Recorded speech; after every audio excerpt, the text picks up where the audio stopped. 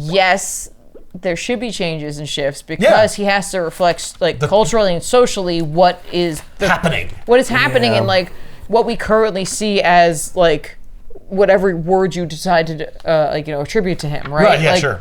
Whatever ism he's representing.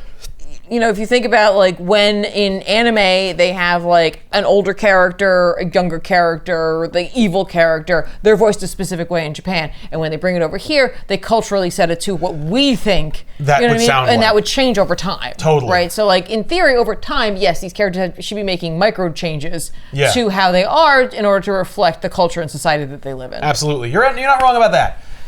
It's just a little jarring sometimes. I get you. Because I don't think, because they aren't micro changes. I know, and really what it is the issue is that it just seems in the past, Batman has been characters have been making changes.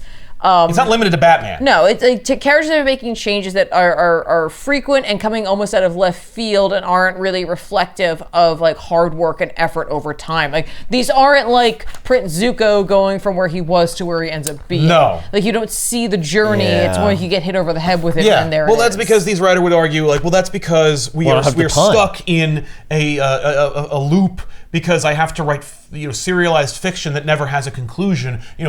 Avatar got to have an actual definitive finite end, whereas I have to just keep the ball rolling for as long as I'm on the run. How does he keep having an arc? You can't arc keep after having, arc after arc see, after then arc. I feel like what you would do is if you're going to be on the book for a while and you're doing the arc, instead of hitting us over the head with the change, wouldn't you try to draw the change out through the arc so that it felt fulfilling? So yes, but too many times someone did that and then someone else took it and was like, oh, your arc's doing this, well my arc's gonna do this. Yeah. And then someone else is like, oh, before you get there, I'm gonna go do this. So it's like people don't follow up, they don't do that. Yeah.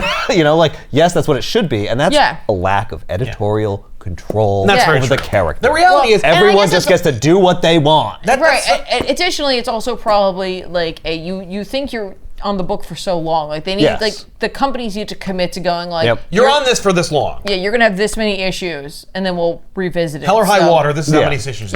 So and if you I want to have an idea of where the character is now and where you think they're gonna end. You don't have to tell me every detail of the story, right. But if you're gonna make a change, I need to know where we're gonna be at the end and what to expect. I need to know where he was, what he wants, and where he ends up. Yeah. And how we get there, we'll figure it out. And also, it has to be approved. Right, but one of the things that is frustrating is you don't always need to do that. Yeah. You don't always need Batman to have an arc. No. You could have Alfred have an arc, or Gordon have an arc, or a Robin have an arc. You could have Batman learn a lesson or have an experience while someone else is driving the story. And that way Batman can continue to be consistent, or any character can be consistent. That seems to be kind of what they're doing with Spider-Man, because Spider-Man isn't allowed to change. The difference is with his character, he isn't allowed to grow or change, and every time that he does, he needs to regress because he has been having the same adventures in one contiguous timeline since 1962. There has been no interruption of continuity for that character, and so as a result he needs to constantly regress and grow and regress, whereas that's why you have Flash Thompson be a bully and then a war hero and then a coach and then he has amnesia and then he becomes a quadriplegic and then he becomes Venom, because then you could have Spider-Man react to those things, and not have Spider-Man have to be like, Jesus Christ, man, you're 34 years old and you are acting like you're 19. So you're just this weird, repressed, man stunted boy. Man boy, and that's even weirder. That's very weird. I'd rather you lurched from one lesson to another, but at least didn't go backward. Yes.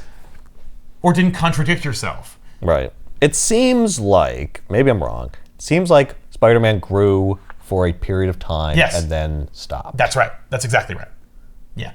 And Batman never grew. Batman was just Batman until people with these desires to make him into a three-dimensional character went, oh. Yeah. And then he never stopped.